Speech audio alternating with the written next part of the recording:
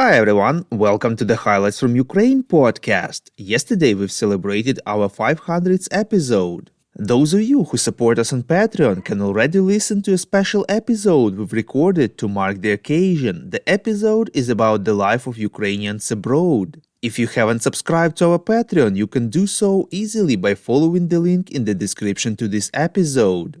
My name is Artem, and here is the news.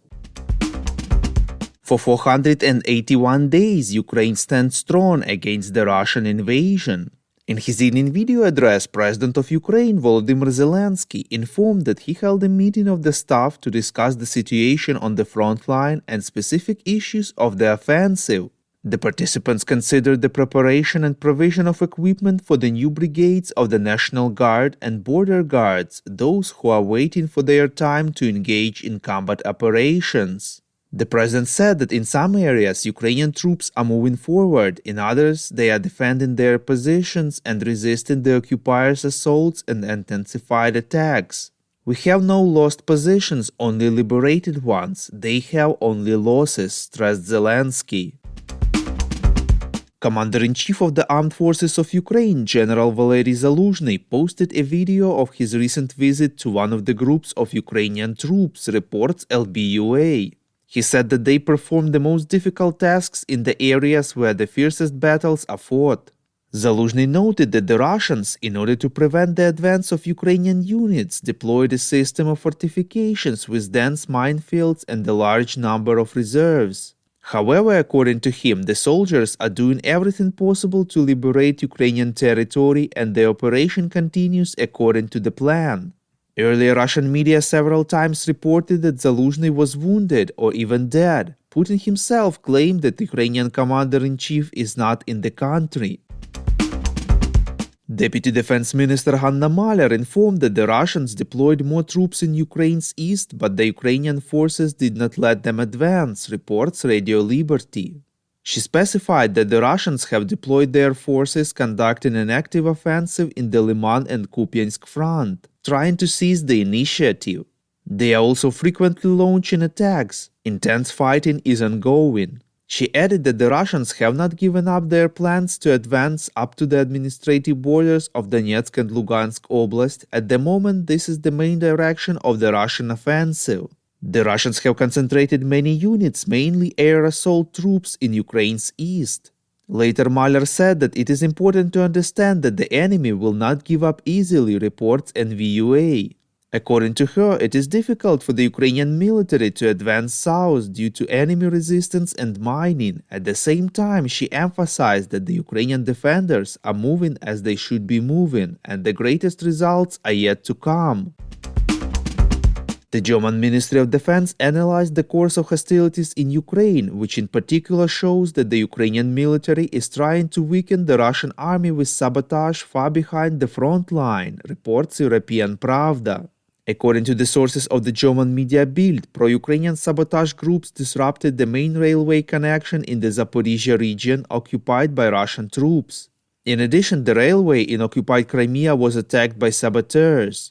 The German ministry is also analyzing the detonation of the ammonia pipeline in the Kharkiv region at the beginning of June. The report states that involvement of Ukraine in the destruction of the ammonia pipeline cannot be ruled out.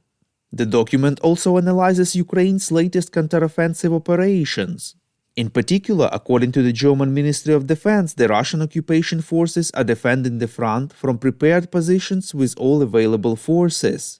At the same time, the Russian army increasingly relies on air, missile and drone attacks to inflict losses on Ukrainian forces.